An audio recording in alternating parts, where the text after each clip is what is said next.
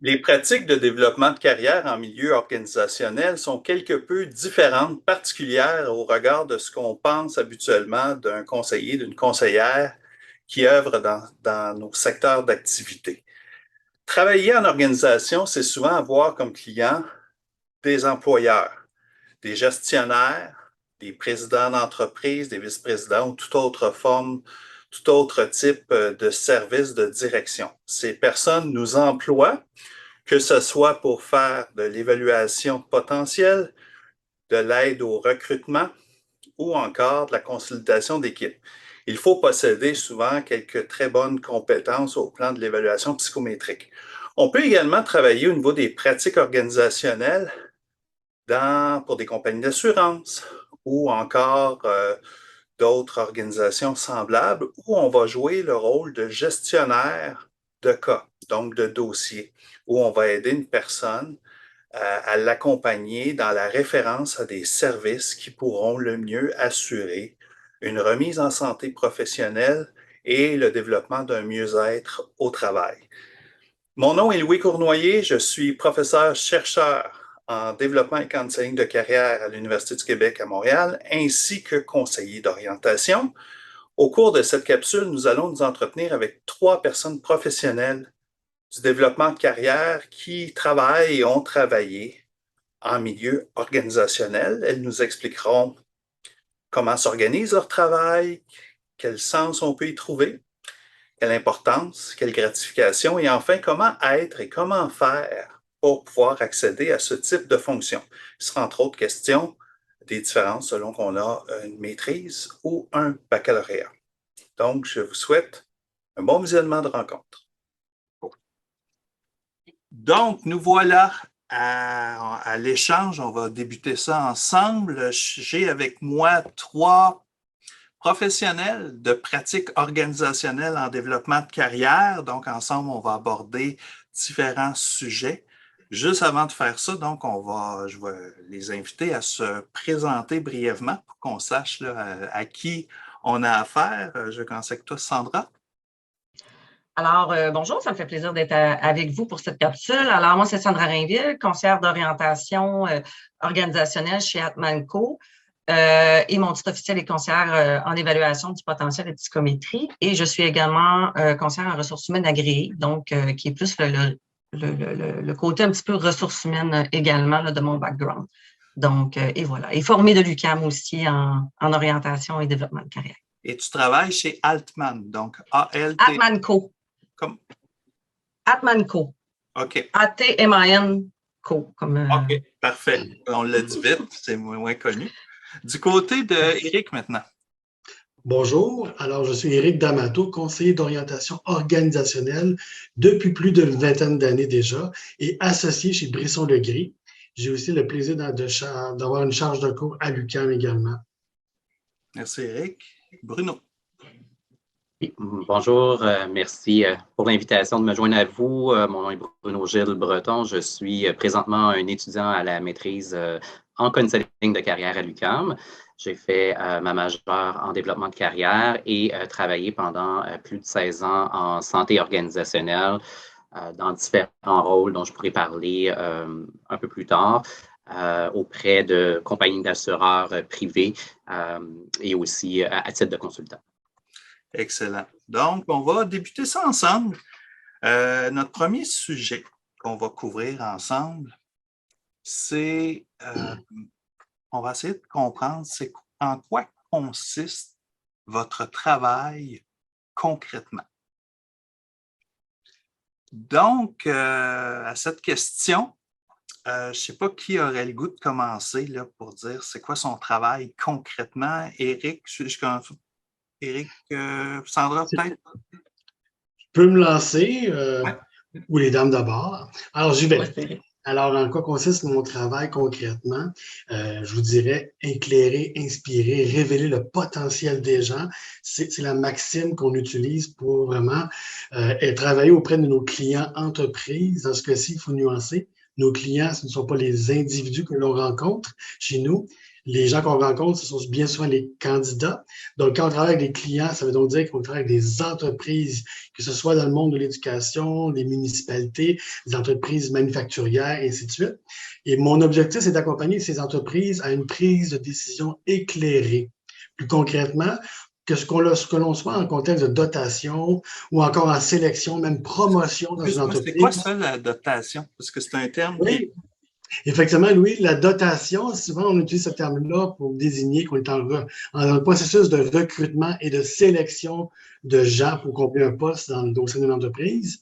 Donc, qu'on soit en contexte de sélection ou en promotion dans une entreprise, ou même encore dans un contexte de fusion d'entreprise ou acquisition d'entreprise, les gens ont besoin d'être bien entourés pour accomplir le travail attendu, mais aussi de savoir est-ce qu'il y a un fit entre le futur collègue de travail avec qui je vais partager mon quotidien.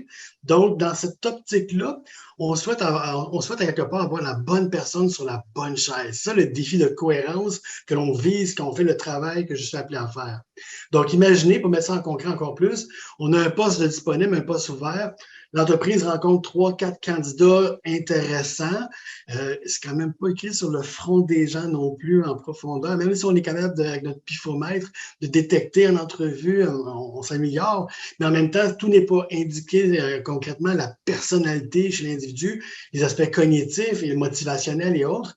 Donc, mon rôle dans ce contexte, c'est vraiment d'évaluer ces gens-là. Et comment on fait?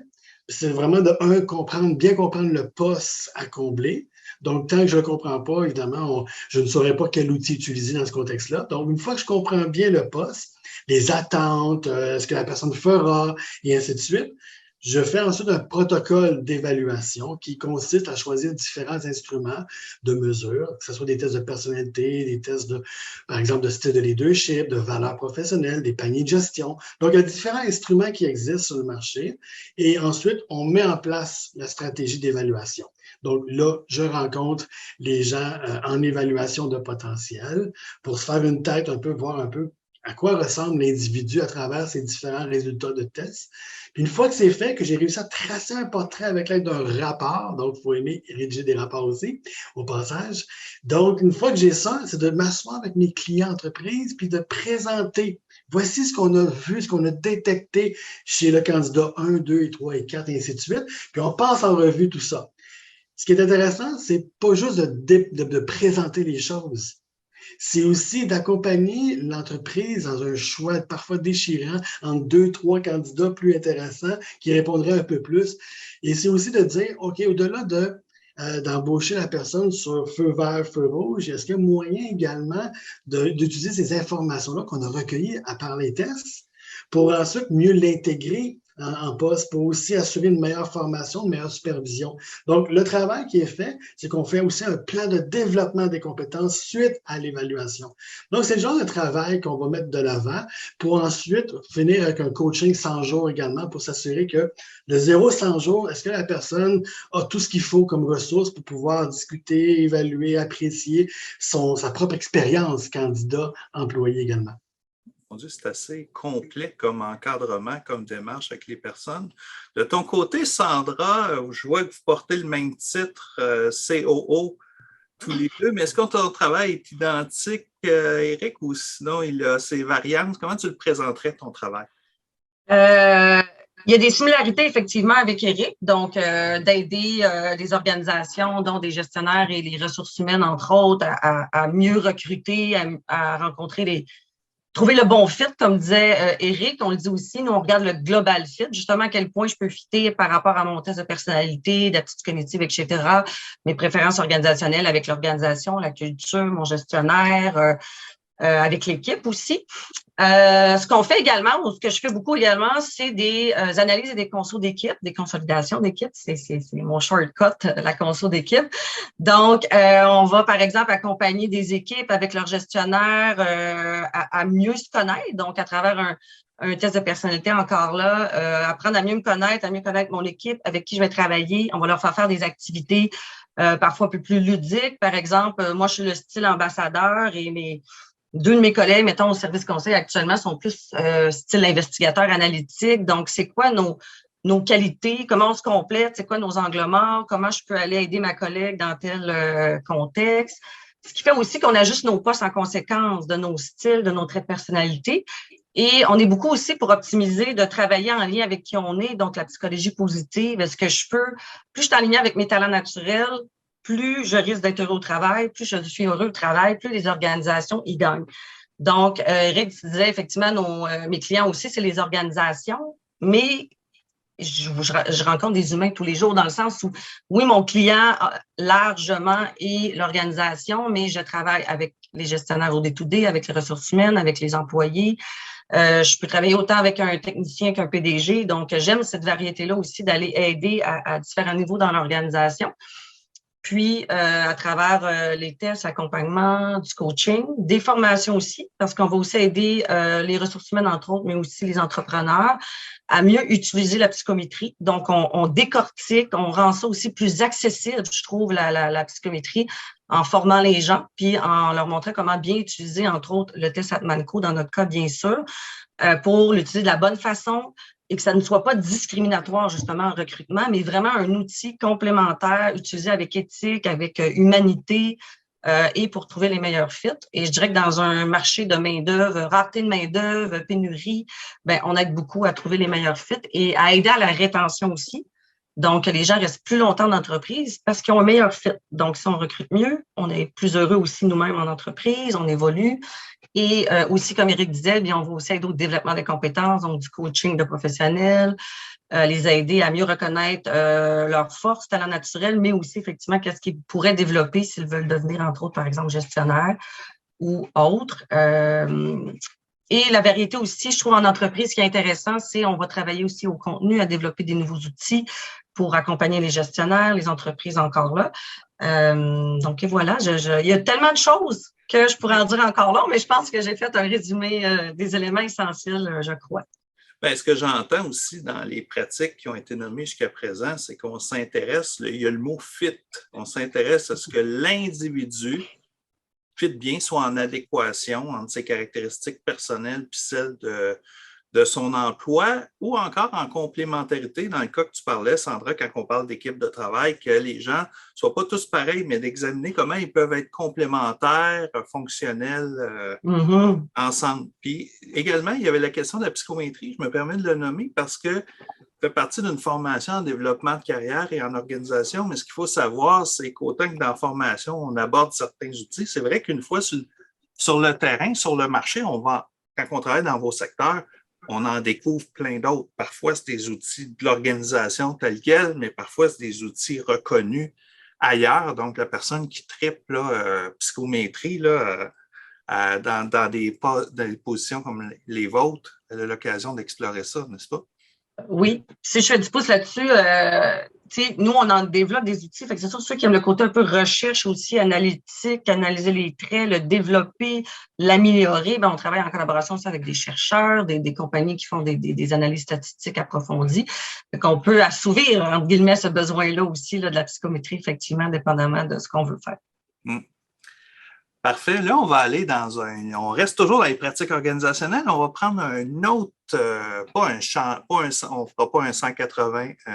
180. Le virage. Il y en a qui disent que des fois, on va faire 360, mais c'est revenir à la même place. On va faire un 180. Ben, sans faire un 180, on va parler d'une autre perspective qui est celle qui a été vécue là, par Bruno Gilles. Fait que, Bruno Gilles, à toi. Oui, bien moi, j'ai joué 3 rôles principaux là, en lien avec la santé organisationnelle. Donc, c'est vrai que c'est pas si loin, en fait, là, c'est pas nécessairement à l'opposé, mais dans les outils, dans l'amalgame, finalement, le chaînon que je dirais là, de l'expérience employée qu'on parle de plus en plus et du bonheur au travail, bien, le dernier rôle que je jouais était plus en lien avec ça. Donc, par exemple, au niveau là, de conseiller principal en santé et mieux-être, j'adressais avec les organisations là, ces besoins-là. Je vais parler un petit peu plus tard aussi là, des 2 autres rôles que j'ai joués plus en individuel avec conseiller en réadaptation et gestionnaire d'invalidité. Okay. Mais si je continue sur la portion organisationnelle, puis le dernier rôle que j'ai joué, bien, Finalement, moi aussi, dans ce rôle-là, je m'adressais et je collaborais avec des gens, des responsables des ressources humaines ou des gestionnaires, donc l'organisation dans son ensemble. Puis moi, ben, le santé mieux-être et la santé organisationnelle, ben, on regarde à ce moment-là les indicateurs de santé ou les indicateurs de risque de maladies éventuelles, que ce soit en santé psychologique, mais aussi en santé physique avec, par exemple, les habitudes de vie et les sphères d'équilibre travail-vie personnelle, les sphères d'alimentation et tout ça. Donc, on regarde un petit peu là, des différents indicateurs. Oui, Louis, tu as une question? Tu peux me permettre, tu sais, parce que c'est fort intéressant, tu sais, le mieux-être, c'est effectivement un concept qui est à la mode. Quand tu dis on regardait des indicateurs, concrètement, là, c'est tu regardais ça, tu avais des données ou tu rencontres des gens ou comment ça. Oui, ben, c'est une excellente question. En fait, ben, comme moi j'ai mentionné, les employeurs avec lesquels j'ai travaillé, c'était donc moi j'étais du côté des compagnies d'assurance. Alors, les assurances ont à leur disposition, bien sûr, les indices quant aux réclamations. Donc, ça, c'est déjà un indicateur. Le type, par exemple, de médicaments, sans savoir, on parle de méga data, hein, on ne va pas aller cibler, on va s'assurer de mettre plusieurs critères en place pour s'assurer qu'on ne puisse pas identifier clairement un individu. Donc, ça prend un groupe d'une certaine taille, de plus d'un certain nombre d'employés, ça prend la consommation, par exemple, si on regarde sur des médicaments, bien, ça prend plus qu'un certain nombre d'individus qui consomment un produit pour s'assurer qu'on n'est pas en train d'aller cibler les gens. Cela étant, bien, que ce soit au niveau de l'usage des médicaments ou que ce soit au niveau de, par exemple, des incidences d'invalidité et les causes qui mènent les gens à vivre de l'invalidité. Ça nous permet de voir un petit peu certaines tendances dans des unités d'affaires, parfois dans les très grandes organisations. Et peut-être de là se dire, bon, ben, est-ce qu'il y a quelque chose qu'on peut faire en termes de mesures, que ce soit des mesures de gestion? Qu'est-ce que nous rapportent les employés et tout? On fait aussi des questionnaires. Les compagnies d'assureurs font des questionnaires de plus en plus et bien sur toutes sortes d'outils, par exemple des applications de santé pour inviter les gens à bouger plus, davantage. Puis à travers ça, bien, on a aussi un portrait un peu de quel type d'activité font les gens, qu'est-ce qu'ils aiment moins. Puis, où est-ce qu'il pourrait y avoir des facteurs de risque? Est-ce que, par exemple, on a des gens qui sont fumeurs? Est-ce qu'on a des gens qui rapportent faire des nombres excessifs d'heures dans leur semaine de travail? Est-ce qu'on a des personnes au niveau de l'alimentation, de l'activité physique? C'est quoi les habitudes de vie et tout ça? Et c'est vraiment là le mieux-être hein, qu'on vient jouer. C'est vraiment sur la question des habitudes de vie de l'individu, de sa gestion de stress émotionnel et de sa vie personnelle et de travail. C'est sûr que là, c'est dans le contexte du travail qu'on peut agir. Comme on sait, sur 168 heures, 7 fois 24 heures dans une semaine, bien, notre temps d'éveil passé au milieu de travail, c'est plus que la moitié du temps. Donc, c'est quand même déjà une sphère importante à venir agir. Puis après ça, bien, c'est comme de l'éducation d'instruction quand on a compris que ça nous apportait des bienfaits, bien, on le transpose aussi dans notre vie personnelle, puis avec nos proches. Donc, il y a plusieurs valeurs ajoutées à ça. Puis comme mes collègues disaient un peu, bien, c'est sûr qu'au niveau de l'organisation, c'est intéressant parce que les employeurs voient là une plus-value. Présentement, il faut que l'employeur trouve une façon d'être attirant pour les bons employés, les bons talents. Et ça, c'est une des stratégies, donc, d'avoir les bonnes pratiques de gestion et tout, puis de mettre ça en place. Donc, on les accompagne aussi là-dedans, ça, concrètement. Ça, c'est notre fonction au niveau du mieux-être. Mieux-être. Et pour les deux autres rôles, finalement, que j'ai joués, c'est au niveau de l'invalidité. Donc, une fois que la personne se retrouve en arrêt de travail, dans mon cas, il n'y avait pas la question des arrêts de travail, que ce soit, par exemple, les accidents d'automobile, parce que c'est la SAC, la Société d'assurance automobile du Québec, qui ont d'ailleurs des gestionnaires de dossiers. Il y a la CNESST qui va prendre les accidents du travail, qui ont aussi des gestionnaires de dossiers chez eux et des conseillers en réadaptation. Mais moi, j'intervenais au niveau des assureurs privés. Donc, principalement, 70% de mes interventions étaient dans des contextes de santé psychologique, là, le burn-out, dépression et d'autres troubles. C'est sûr qu'il peut y avoir aussi les contextes de cancer ou d'accidents hors travail ou maladies graves. Et donc, dans ces contextes-là, par exemple, le gestionnaire de dossier, il faut voir un peu que la façon dont ça fonctionne, peu importe c'est quoi l'entité payante, comme dans les trois que j'ai nommés, l'assureur privé, CNESST ou SAAC, il faut être conscient qu'une fois qu'une réclamation quelconque arrive dans une de ces entités-là, il y a quelqu'un qui est en charge de regarder la situation de l'individu qui soumet la demande versus le contrat ou le projet de loi qui vient clarifier la couverture d'assurance prévue. Ça, c'est le gestionnaire de dossier qui va faire ça, puis il va interagir avec la personne en arrêt pour voir un peu qu'est-ce que la personne fait aussi pour rester active, participer activement à son traitement, puis faire un retour au travail éventuel.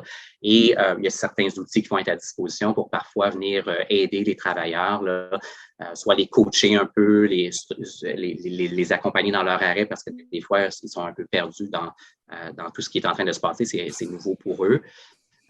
Mais aussi de mettre les choses en place pour un éventuel retour au travail. Du côté de la réadaptation, je dirais que on travaille de main avec les gestionnaires de dossiers d'invalidité. C'est un service complémentaire où est-ce que là, on va avoir un peu plus de temps pour intervenir avec un individu spécifiquement. Et là, le soutien va être plus en profondeur et plus personnalisé. Donc, on va aller regarder. Moi, je disais toujours, par exemple, quand je m'adressais à un individu en arrêt de travail, que je le rencontrais pour la première fois, je disais, bon, entre maintenant et le retour au travail éventuel, ça doit prendre quoi? Est-ce qu'on a besoin, par exemple, de plus de traitement? Est-ce que c'est plus de soutien en psychothérapie ou si c'est physique en physiothérapie, ergothérapie? Est-ce qu'il y a d'autres barrières? Est-ce qu'il y a des problèmes avec l'emploi, l'employeur? Est-ce qu'il y avait des conflits? Est-ce qu'il y avait des choses à regarder ou la charge de travail, des choses comme ça? Donc, on va s'assurer de venir un peu réduire ce qui pourrait freiner, ce qui pourrait retarder le retour au travail pour utiliser en fait le travail comme un outil de réadaptation pour que la personne y retourne progressivement puis continue à améliorer sa santé en reprenant des activités fonctionnelles pré-arrêt de travail. Tu gérais beaucoup de choses au travers de tes emplois, puis beaucoup de situations de personnes. Autant tu gérais pour les organisations que pour les organisations et les individus également. Parfait. Écoutez, est-ce que tu voulais ajouter quelque chose? Non, okay. C'est complet. Ouais, exactement. Ouais. Écoutez, ça fait déjà beaucoup de choses. Ça fait déjà assez large là, comme panoplie. C'était notre premier sujet, donc votre travail concrètement. Je vais vous amener maintenant à un autre niveau, c'est-à-dire souvent on se demande, on cherche à s'orienter, on cherche à aller dans un domaine qui correspond à nos valeurs, ce à quoi on accorde du sens, ce qu'on juge important.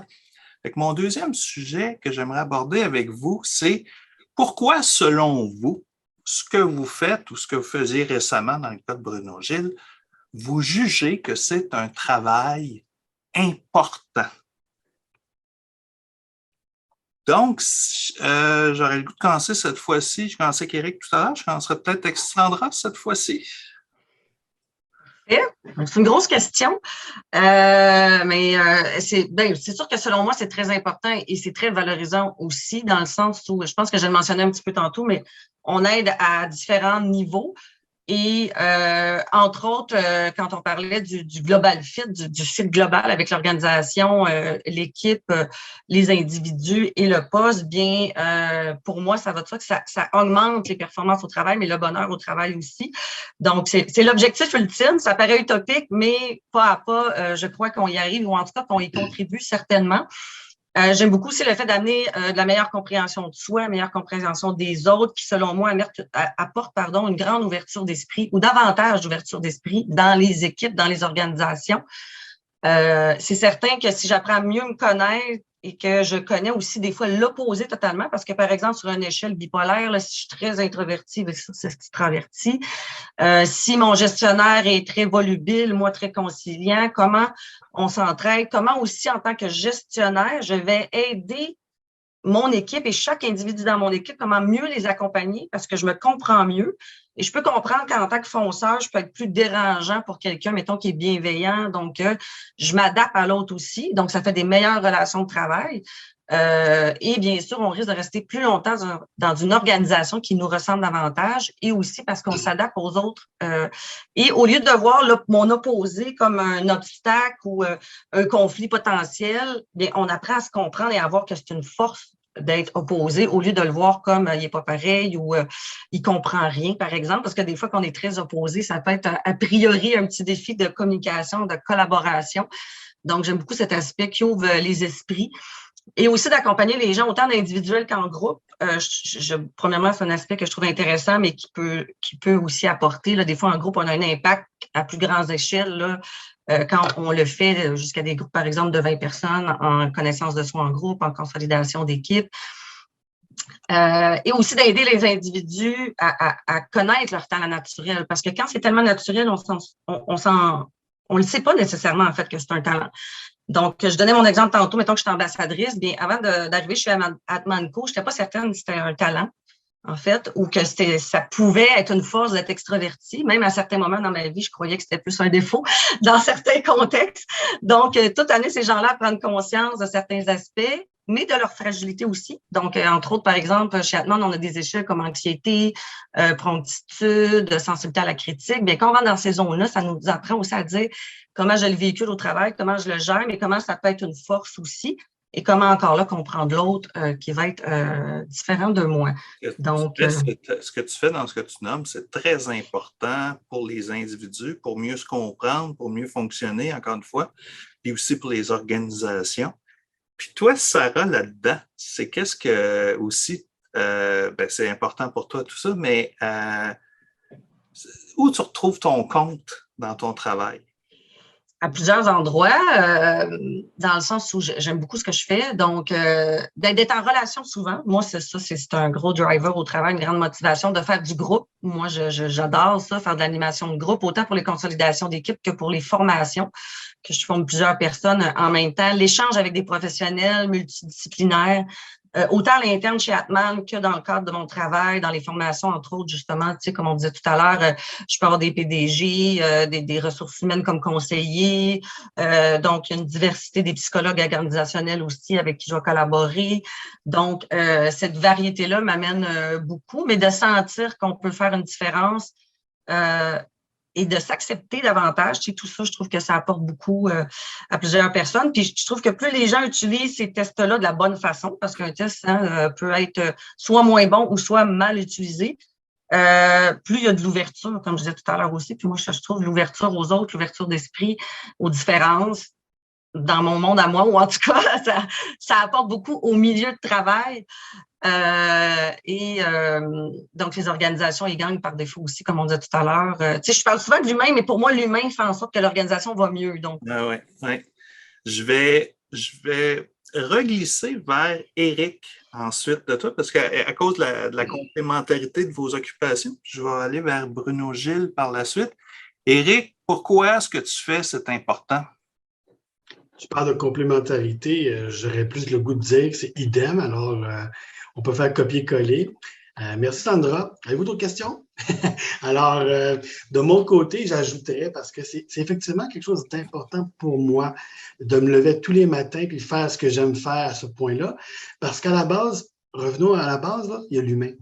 Puis quand je parle de l'humain, ben c'est pas juste la bonne personne sur la bonne chaise, d'être stratégique dans les choix. Il y a plus loin que ça. N'oublions pas qu'il s'agit d'une personne à la base, d'un cheminement de carrière. Il y a sa famille qui est impliquée là-dedans. Imaginez-vous, cette personne déménage, amène sa famille dans telle région parce qu'elle occupe un poste XYZ. Donc, il y a un impact sur différents individus. Il y a un impact sur les futurs coéquipiers, coéquipières qui vont entourer la personne, le style de relation avec les clients, les fournisseurs, et puis j'en passe et j'en passe. Donc, dans un premier temps, l'évaluation doit être très rigoureuse quand on fait de l'évaluation avec les instruments psychométriques notamment. Puis on veut vraiment s'assurer que c'est rigoureux, de voir non pas juste où est rendue la personne, mais aussi c'est quoi son potentiel de développement. Jusqu'où elle pourrait se développer à ce moment-là. Ça aussi, ça devient une question intéressante à se demander pour outiller ensuite la personne afin qu'elle se sente compétente dans sa journée, confiante en elle-même, heureuse également.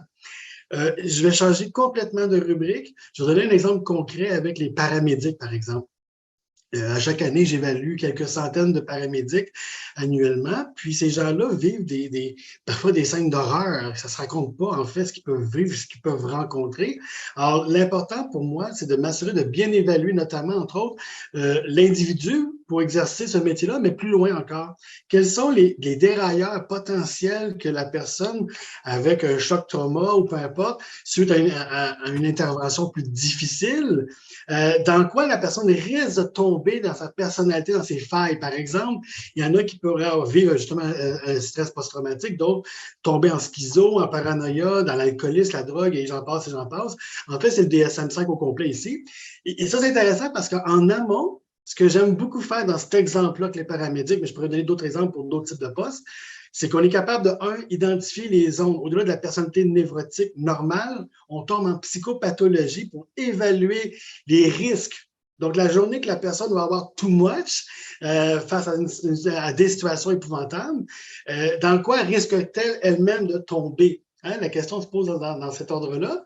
Et une fois qu'on le sait en amont, d'ailleurs, un de mes clients, je dois vous le dire, travaille proactivement avec ces paramédics-là. Donc, on va prendre le temps de pas juste les former, mais aussi aller en thérapie au besoin pour les outiller, pour être capable de faire face ensuite à des situations traumatisantes comme ça. Donc, voyez-vous, quand on fait ce genre de choses-là en collaboration avec nos clients organisationnels, puis qu'on outille notre monde, puis on s'assure qu'ils sont heureux, puis qu'on s'assure qu'ils sont capables d'eux, avec le sentiment d'eux, quand on se couche le soir, on a une maudite bonne raison de se coucher là, dans ce sens-là. Merci, Éric. Ton côté, Bruno Gilles, on va revenir sur le côté gratifiant de l'emploi, puisque ça se mélange un peu en même temps. Quand tu regardes les emplois que tu as exercés au niveau organisationnel, pourquoi tu trouves que c'est des emplois, c'est des fonctions, des rôles, des exercices importants? Moi, de mon côté, c'est sûr que je regarde l'ensemble de mes 16 années dans la santé, la perspective de santé organisationnelle. Donc, un peu comme Éric mentionnait, puis complémentaire aussi à Sandra, une fois que on a le bon employé dans le bon poste ou que ce processus-là est fait, bien, c'est encore les systèmes de son bonheur ou de son bien-être relatif à s'assurer qu'il fasse ou qu'il soit informé de qu'est-ce qu'il peut faire, qui est bon pour sa santé, qui est de son meilleur intérêt, que ce soit en termes de qu'est-ce qu'il peut faire pour bouger, manger, gestion émotionnelle, autorégulation, les habitudes de vie, fumer, ne pas fumer ou les risques que ça engendre. Pour moi, je trouve que c'est important parce que on a tous des formations diverses, peu importe, on a tous un bagage ou un background, comme on dit on va dire en anglais, avant l'arrivée à un poste donné. Et même, on continue à acquérir de l'expérience et de s'informer, de s'instruire de différentes manières dans notre vie. Cela étant, j'ai toujours trouvé intéressant de ne pas prendre pour acquis que c'est connu et donc je trouve que c'est important si une personne a un besoin spécifique ou que l'organisation démontre un besoin spécifique, de pouvoir, avec les connaissances que nous avons développées, l'expertise qu'on a développée à titre dans le domaine de la carriérologie, de venir offrir l'information, soutenir le client, qu'il soit individu ou qu'il soit l'organisation, pour pallier, résoudre des problèmes de l'ordre de santé organisationnelle ou de santé individuelle vers un équilibre, vers un bien-être, un mieux-être idéalement. Là. Donc, je trouve ça vraiment important pour l'humain, comme on a mentionné à plusieurs reprises. Puis on sait que l'humain qui est heureux, qui est bien, qui est relativement bien, relativement en santé, va avoir une meilleure prestation de travail, ça va avoir des impacts avec aussi son équipe de travail, et les clients, les fournisseurs, tout ça. Fait que ça, c'est très organique et sa vie personnelle, sa famille et tout. Il est mieux disposé pour passer du meilleur temps de qualité à la maison après ça. Donc, pour moi, c'est une clé que de faire notre part, finalement, pour que l'individu soit, que le milieu de travail soit sain, puis que l'individu puisse faire ce qu'il peut pour être sain et maintenir sa santé. Je vois tous les trois que ce qui est important, c'est vous. Vous êtes trois personnes qui êtes engagées dans vos carrières respectivement à ce niveau-là. Puis, on a entendu au travers de ça l'importance des organisations, pour les clientèles, un peu pour vous. Vous avez déjà abordé un petit peu d'éléments de vous-même. Je vais glisser vers le troisième sujet ensemble, qui, lui, je vais vous amener plus par rapport à vous individuellement. Donc, pas dans votre fonction, mais comme individu. Sandra Rainville comme personne, Éric D'Amato comme personne, Bruno Gilles-Breton comme personne. Votre travail, là, en quoi il est gratifiant pour vous? Qu'est-ce qu'il nourrit chez vous comme besoin, comme intérêt en regard de la personne que vous êtes? Donc, c'est un peu de mieux vous connaître aussi au travers de ça. Fait qu'on glisserait vers cette troisième question-là ensemble. Donc, je débuterai cette fois-ci avec Bruno Gilles, parce qu'on est allé... Sandra. Allons avec Bruno Gilles. Oui, ben, je pense que c'est important de corréler nos valeurs, les principes, ce qu'on croit personnellement. Et pour moi, la santé, un mélange de... Puis pour moi, la santé, c'est physique, c'est psychologique, mental, c'est mes indicateurs de bonheur, c'est émotionnel aussi. Donc, c'est important pour moi. Je fais tout de mon mieux pour le vivre le mieux que je peux, moi, en tant qu'humain. Et inspirer aussi les humains avec qui j'interagis à en faire autant, que ce soit pour leur vie personnelle ou que ce soit pour la culture organisationnelle qu'ils vont aller mettre en place, puis les changements qu'ils vont faire. Donc, je crois un peu à l'effet papillon. Là, faut pas... peut-être qu'on ne change pas le monde en une rencontre ou sur notre expertise, mais moi, ce qui m'a toujours plu le plus, c'est d'observer une différence dans la vie de quelqu'un, par exemple, surtout au moment individuel, c'est plus parlant. Là, les gens qui vivent un arrêt de travail, par exemple, certaines personnes vont se retrouver au dépourvu parce que ça peut être très ébranlant dans leur vie parce qu'ils l'ont pas nécessairement vu anticiper. Hein. On se souhaite toujours la meilleure santé possible. Et là, de devoir se démêler pour faire les bons soins, les traitements, le système de la santé, tout ça. Mon argent, il va se passer quoi? Est-ce que je vais recevoir des sous? Je reçois quoi? Comment je fais? Et se démêler un peu avec mon lien de travail. Est-ce que j'en garde un? Quel impact ça va avoir?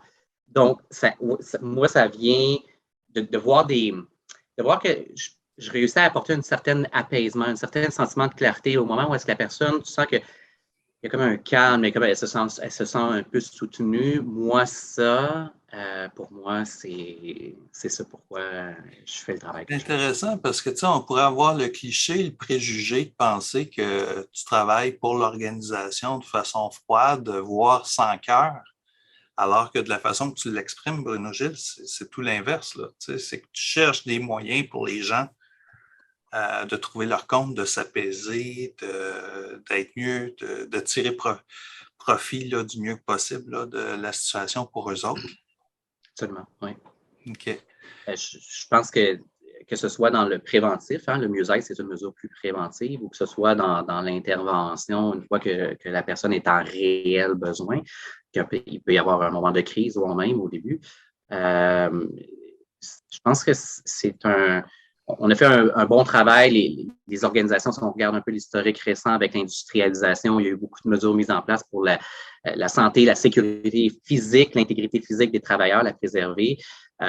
Aujourd'hui, on va plus loin que ça, et le plus loin que ça va dans tout ce qui est psychologique, puis oui, comme mes deux collègues, d'avoir les bons candidats dans les bons postes, puis quand ils sont là, puis quand ils sont bons dans le bon poste, mais il y a différentes raisons, il y a différentes choses qui peuvent se passer dans leur vie, qui ont plus ou moins anticipé, qui peuvent venir les dérouter. Et là, c'est comment arriver à leur donner ce qu'ils ont besoin là, hein, parce que on leur donnera pas toute la formation universitaire qu'on a reçue, mais d'arriver avec notre expérience à leur donner le petit morceau qu'ils ont besoin pour qu'ils puissent rebondir. Ça, je trouve que c'est vraiment, ça fait une différence. Et ça me rejoint beaucoup. Merci, Bruno Gilles. Je vais aller du côté d'Éric. Éric, tantôt, tu parlais là, du bonheur de te lever le matin. Fait qu'on va revenir dans cet esprit-là, puis on va s'intéresser à Éric D'Amato.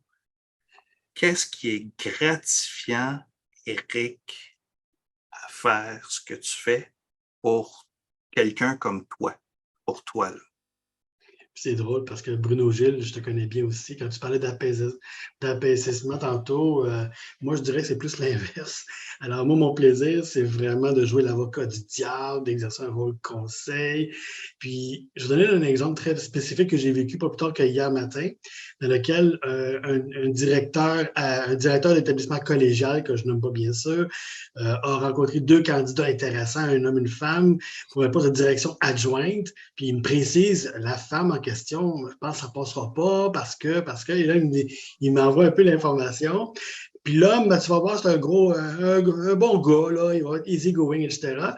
Puis je prends ça en note, puis je rencontre les 2 candidats, puis la dame en question, elle avait beaucoup de drive en bon québécois, fait une histoire courte. Puis ce qui me faisait sourire, c'est que quand je suis revenu avec les rapports, puis en discussion, en rétroaction organisationnelle avec le directeur du collège en question, j'ai réalisé à ce moment-là, en jasant avec lui, que c'est parce que c'était une menace, elle représentait une menace à ses yeux, et donc il y avait plusieurs billets qui se sont, malgré lui, installés dans son regard à l'autre.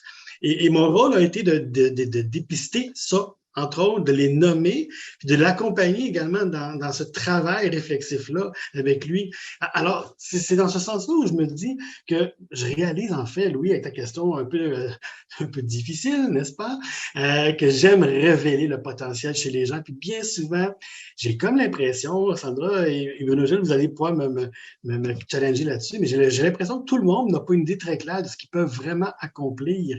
Puis c'est la même chose chez les gestionnaires. Quand les gestionnaires regardent leurs employés, bien souvent, ils voient une façon d'eux, mais ils ne réalisent pas qu'il y a des talents cachés également. Donc, on est des révélateurs, concrètement. Donc, voilà ce qui est plaisant. J'entends que tu viens de plugger le mot de Brisson-Legris, révélation. Au passage. Je voyais Sandra beaucoup réagir, là, justement. Ouais. On parlait de les gens. En fait, Éric, tu es en train de parler que les employés, mais souvent les employeurs ne voient pas. Et là, on va ramener le sujet. J'ai introduit ça, mais c'est pour ramener le sujet auprès de toi. Toi, Sandra, c'est quoi que tu trouves gratifiant pour toi en termes de ce qui t'intéresse, des besoins que tu vis, que tu réponds par ton travail? En quoi ton travail est gratifiant? On dirait que c'est difficile de répondre parce qu'effectivement, il y a plusieurs éléments, mais oui, je rejoins quand même Éric sur plusieurs aspects. Le côté révélateur, effectivement, c'est gratifiant de faire ressortir ça auprès des gens. Je reviens un peu à ce que je disais tout à l'heure aussi par rapport à moi-même, parce qu'on est plus dans la question personnelle aussi, mais moi, le côté relation humaine de façon générale et de façon régulière, tu sais, dans le sens, et j'aime, moi, ne pas avoir juste de l'intervention individuelle. Je suis une fille de gang et ça, j'assouvis ce besoin-là qui est grand chez moi d'intervenir aussi en groupe. Travailler, comme on disait aussi, en équipe multidisciplinaire, moi, c'est riche pour moi aussi. Mais le côté organisationnel, j'aime intervenir auprès des organisations au niveau de différents niveaux de hiérarchie aussi, comme on disait tout à l'heure. Puis ça revient un petit peu à ce qu'Éric disait des fois d'avoir besoin de ce courage managérial là qu'on doit aborder un peu plus en niveau organisationnel, selon moi, de dire un petit peu plus les vraies choses, des fois de brasser un peu de façon positive, bien sûr, et bienveillante, mais un gestionnaire ou une équipe de dire, ben là, il y a un petit quelque chose, on va nommer la chose, on va la regarder, on va faire avancer. Donc, moi, j'ai un petit côté un peu plus affirmatif et j'aime ça, pouvoir apporter ça aussi. Donc, c'est des choses qui sont gratifiantes pour moi. Puis de former les gens aussi, comme je disais, je donne de la formation pour certifier les gens à Atman, mais de rentrer dans la psychométrie aussi, dans le complexe de l'humain, mais l'analyser en profondeur, amener ça sur le terrain. Et bien sûr, comme on dit, le but ultime, c'est que les gens soient plus heureux au travail, qu'on sent vraiment que ça fonctionne. Tu sais, on ne fait pas des miracles. Mais ce que j'aime aussi, c'est le mandat court terme qui peut avoir des impacts à long terme. Moi, j'avoue que je suis pas quelqu'un qui aime avoir un mandat sur 5 ans. J'aime le court terme, donc je vais intervenir des fois une fois, des fois plusieurs fois sur quelques mois, mais je donne des outils, j'accompagne, puis ça sème des graines et des fois, on n'a pas toujours le retour exactement dans 5 ans que ça va donner, mais on a quand même semé des graines qui peuvent durer longtemps parce que la personne, au fur et à mesure qu'elle regarde ses rapports, qu'on introspecte, qu'on lui donne justement des outils de développement, ça fait des petits. Puis souvent, ben, les gens en parlent à l'interne aussi. Ils vont, comme on dit, mieux communiquer avec leur équipe. Donc, j'aime ce côté. Je t'accompagne, je te donne les outils, puis après, tu grandis. Donc, ce petit côté-là aussi. 3 personnes qui veulent avoir de l'impact chez les individus puis dans les organisations comme telles. Parfait. On arrive déjà à notre dernier sujet. Puis là, ben, on va virer ça de bas. Il y a des gens, des étudiants qui possiblement écoutent la capsule, regardent la capsule actuellement, peuvent se sentir inspirés par vous trois ou certaines de vous trois par rapport à certains angles qui ont été nommés. On va penser à eux pour le dernier point. On va se poser on va échanger ensemble sur qu'est-ce qu'il faut être et qu'est-ce qu'il faut faire pour aspirer à une carrière comme la vôtre. C'est-à-dire, comment je dois être, ou comment être, juste pour dire ça comme ça, comment être au niveau de ses intérêts, de sa personnalité, de ses attitudes, de ses comportements, comment être pour en arriver à une posture, un job comme la vôtre, puis évoluer à travers ceci, puis comment faire au travers de tout ça.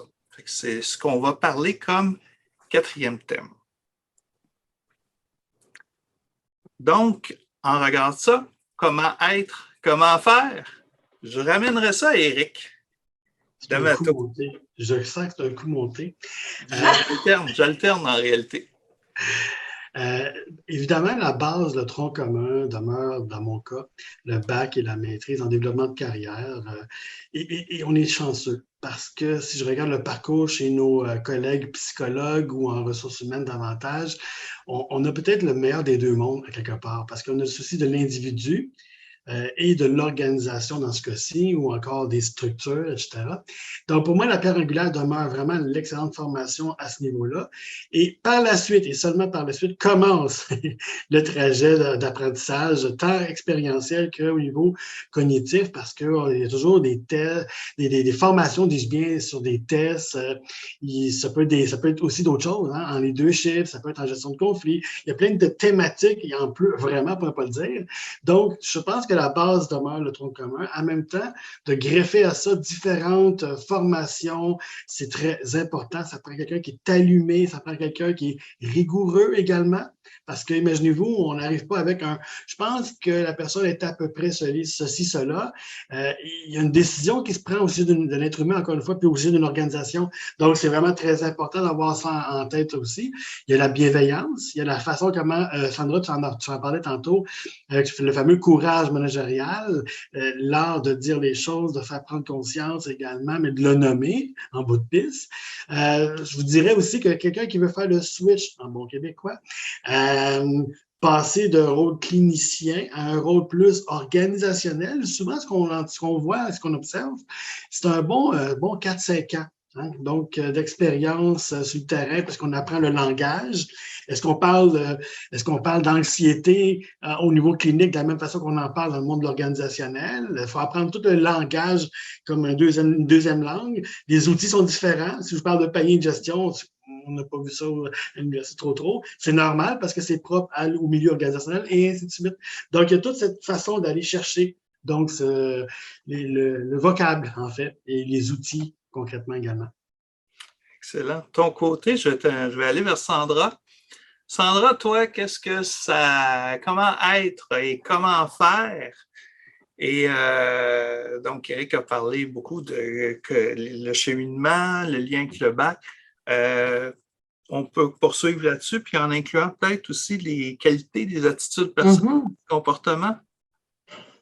Oui. Dans le milieu où moi je suis chez Atmanco, dépendamment de ce qu'on va faire comme tâche, on peut avoir autant le bac que la maîtrise. Donc, en développement de carrière, dont 2 de mes collègues qui sont au service conseil ont le bac, en fait, en DDC. Ah, on peut travailler avec un bac en milieu organisationnel. Oui, hein, des fois, on a l'impression que non. Et je vais avouer qu'au début, je pensais que non aussi, plusieurs années, là, quand j'ai débuté ma formation dans ce domaine-là. Et aussi, bien sûr, la maîtrise va apporter autre chose, mais ce n'est pas obligatoire nécessairement dans le milieu où je travaille. Et c'est sûr que sur les qualités, j'aborde beaucoup, tu sais, je copie toujours Éric, moi, dans le fond. Il y a beaucoup de points communs, veux pas. Donc, oui, la facilité d'avoir le langage plus organisationnel. C'est sûr que moi, mon background en ressources humaines m'a beaucoup aidé, sans que ça soit nécessaire, mais ça peut être un atout, par exemple. Tu sais, d'avoir ce langage-là oui, on travaille avec des humains, mais le langage porté vers l'organisation, qu'est-ce que ça va apporter à l'organisation? Comment on l'interprète effectivement en mode organisationnel, relié à un poste en particulier, relié à une organisation, à une culture, etc. Mais c'est sûr que c'est un langage qui s'apprend, donc il faut avoir cet intérêt-là aussi. Et c'est sûr que dans la situation où je suis là, d'avoir l'aisance de discuter avec des gens, des fois, de la haute hiérarchie, il y en a pour qui c'est plus intimidant, mais donc, il faut avoir cette aisance-là et cette envie-là aussi. Et de faire du groupe, sans nécessairement que ça soit systématique chez nous, mais c'est quand même quelque chose qui est très recherché. Donc, d'avoir cette aisance-là aussi à animer des groupes, encore animer des groupes de différents milieux, différents niveaux hiérarchiques, des organisations dans des milieux variés aussi, de se déplacer dans différentes organisations. Moi, ce que j'aime beaucoup, ce que j'ai moins fait dans les 2 dernières années, on se cachera pas sur place, ça commence à reprendre un peu plus. Mais, et voilà, donc je ne sais pas si dans le être, il manque des choses ou si ça fait du sens. On couvre pareil, tu sais, mais je vais te relancer sur quelque chose, puis après on ira à Bruno Gilles, c'est personne qui veut aspirer à une carrière là, comme la tienne, ce serait quoi sa personnalité qu'elle devrait avoir? C'est quels traits de personnalité qui sont plus favorables à travailler en milieu organisationnel? Vous qui aimez les bons fit. C'est ça, je suis en train de dire, c'est dur à dire parce que si je me fie à nos styles de conseillères, on est très différentes. Ah, OK. Mais le point en commun. Il n'y a pas un style. C'est ça la beauté. Tu sais, moi, mon extraversion est un atout, mais en même temps, il y a la moitié des conseillères qui sont plutôt introvertis, donc ils vont aller chercher autre chose. J'ai des collègues justement qui vont être plus fortes au niveau contenu analytique en profondeur. Moi, je vais apporter autre chose. Je vais faire plus de groupes que certaines conseillères parce que c'est une de mes forces, puis c'est ce que j'aime beaucoup aussi. Il y en a d'autres qui vont être plus en accompagnement individuel, donc plus en accompagnement des clients organisationnels. Donc, ce que j'aime de la PME, parce que je suis en PME, c'est aussi la flexibilité qu'on peut avoir dans ces travails-là, d'enligner un peu aussi certaines qualités qu'on a en fonction de certaines tâches, là. Mais c'est sûr que le côté, tu sais, vous l'avez dit avec Bruno et Éric, on veut aider, on veut accompagner les gens et on a un intérêt pour le milieu organisationnel. Mais je pense que ça revient un peu au courage, tu sais, avec l'empathie. Donc, je partais pour dire, c'est quoi l'expression là, dans un gant de velours? Une main de fer dans un gant de velours? Ou une main de fer dans un gant de velours. On est capable de nommer, mais on englobe, on accompagne, on a de l'empathie. C'est un bon mix, malgré nos couleurs, justement, ou nos différents styles d'intervention. Merci, Sarah. Sandra. Je te reprends, Louis, je me permets. Est-ce que je l'ai dit juste une fois? Mes excuses. Mes sincères excuses. Le pire, c'est on se connaît, là. C'est pas comme... Oui, c'est pas grave. Et c'est écrit dans ma face. Ça va être coupé au montage qu'il n'y aura pas. Merci de me reprendre. Bruno Gilles. Comment faut-il faire? Quoi qui est passé par le... Tu arrives à maîtrise. Fait que ce que tu as connu, c'est plus de l'ordre de la formation de premier cycle, d'une certaine façon. Oui, exactement. Puis, je pense qu'elle nous offre plein de bonnes choses, la formation en premier cycle, pour nous permettre de faire notre carrière. Si on veut, on n'est pas obligé de se rendre à la maîtrise. Mon cas spécifique, je voulais aller préciser quelque chose davantage. En même temps, les rôles dont j'ai parlé aujourd'hui, je les ai faits, je les ai bien faits, je pouvais continuer à le faire avec la formation que j'avais. Donc, je dirais, pour ajouter, on a parlé beaucoup du savoir-être ou de l'être. puis je copierais ce que mes collègues ont dit, puis j'aurais tendance à dire, du moins pour ce que j'ai vécu, parce que je suis parlant de santé organisationnelle, tout ça, il reste qu'il y a comme il y a des gens qui vont arriver en santé organisationnelle de différents horizons. Il n'y a pas beaucoup de formations très clés là, pour faire les rôles dont j'ai parlé. Donc, on est dans le périphérique un peu là, à notre formation. Donc, moi, j'aurais tendance à miser sur la qualité de la curiosité, de la curiosité personnelle de la personne qui va après ça arriver dans ce milieu-là. Et si on choisit, par exemple, des grandes organisations, dans le contexte, par exemple, des assureurs, bien, le dernier assureur pour lequel je travaillais, on était plus de 9000 employés au Canada. 9000 employés, ça représente beaucoup d'occasions, de départements et donc d'occasions aussi de croissance, puis de toucher à d'autres choses, puis même des fois de sortir du domaine, si c'est ça qu'on veut faire dans notre cheminement. Moi, j'ai trouvé que la formation, au niveau moi, j'ai fait la majeure, mais en fait, la formation au niveau du baccalauréat, on a plein de bons outils. Mes collègues Éric et Sandra ont parlé beaucoup des éléments avec la psychométrie, puis aller mesurer des éléments spécifiques sur la personnalité du travailleur, la congruence avec un rôle, puis les opportunités aussi, les occasions de développement là, pour la personne. Moi, ce que j'ai trouvé très pertinent aussi, ça a été ce qui m'a aidé beaucoup, ça a été les cours de counseling.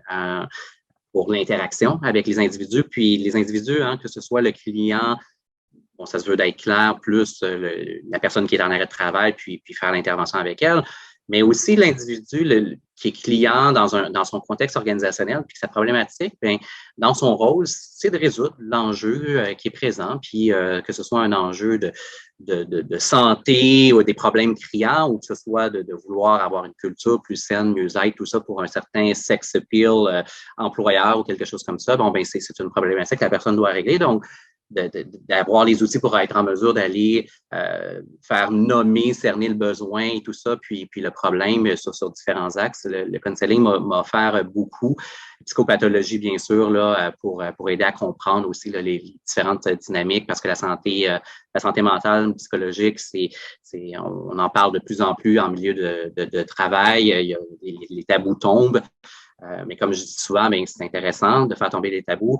Et ensuite, il y a aussi, quand même, qu'est-ce qu'on peut faire pour ce qu'on peut prévenir, le prévenir aussi. Donc, quand on a ces connaissances-là, bien, on est plus à même aussi de conceptualiser ce qui peut être intéressant pour aller sur l'amont, sur le préventif ou sur intervenir avec la personne qui en a besoin, dans un besoin client dans sa vie. Donc, ouais, je sais pas si je... Oui, ça fait un très bon tour d'horizon. Ouais. Sandra, tu voulais-tu ajouter quelque chose? Sandra?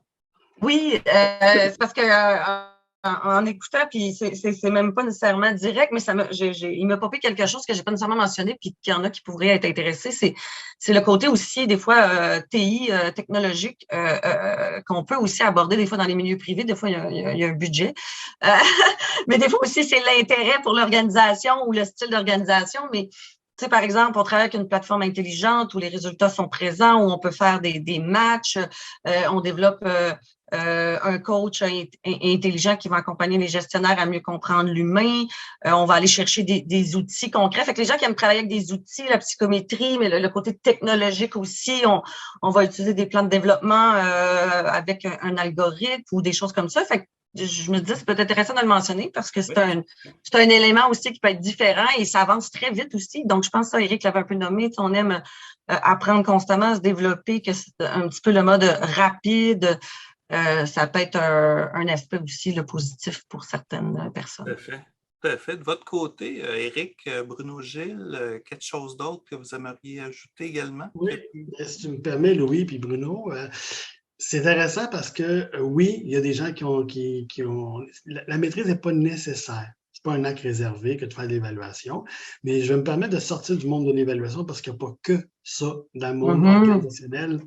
Je prends un exemple, entre autres, il y a 2 semaines, j'avais une entreprise client cotée en bourse qui devait faire un licenciement collectif dans une usine à Blainville. Et vous voyez, il y avait 50 personnes à remercier sur 180 personnes, donc on comprendra que ça a un impact dans l'entreprise.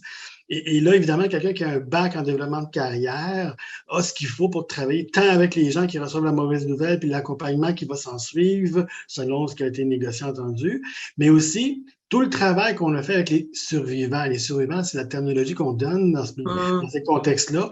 Les employés qui n'ont pas été concernés, coupés par le truc, mais souvent, on a le feeling d'être je suis survivant et du coup, là, je me retrouve avec c'est quand moi le prochain? Il y a le contrat social avec l'entreprise qui est rompu quand on fait ce genre d'exercice-là au niveau organisationnel. Donc, quelqu'un qui a le fameux bac comme tel est à même de travailler avec nous autres pour faire ces interventions-là dans l'usine ou à travers les bureaux, etc. Donc, il faut voir plus large que simplement l'évaluation psychométrique tout le temps. C'est une portion intéressante, on est animé, passionné, ça pétille dans les yeux, mais c'est très large, en fait, le monde de l'organisationnel.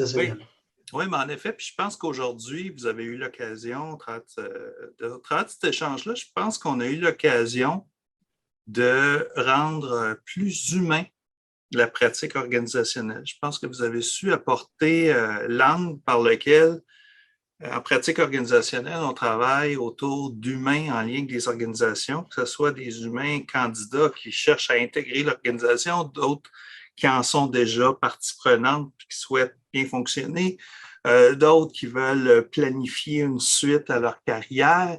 Mais l'être humain était toujours central, mais aussi le côté organisationnel présent avec, oui, de la psychométrie, mais comme Bruno Gilles l'a apporté à un certain moment, puis Sandra aussi, il y a beaucoup d'autres compétences qui entrent en jeu, comme Éric vient de le faire aussi. Le counseling, c'est pas inutile d'avoir appris ça quand on travaille en organisation.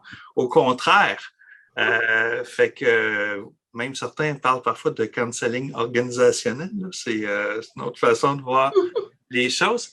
Écoutez, je pense qu'on a ce qu'il faut pour donner un aperçu de ce que ça peut être la pratique organisationnelle. Je vous remercie. Je vous remercie d'avoir pris du temps pour la présente rencontre, pour les étudiants, pour la relève. Puis, j'espère que vous saurez en inspirer plusieurs. Fait que merci encore et à une prochaine. Merci à toi, Louis. Merci. Puis ça fait un plaisir. Plaisir, merci. Merci. Travailler au niveau des pratiques organisationnelles en développement de carrière est une activité un peu différente, particulière par rapport à ce qu'on connaît habituellement. C'est-à-dire, souvent, nos clients ne sont pas des individus travailleurs, mais plutôt les personnes qui les emploient ou qui encadrent leur rendement au travail.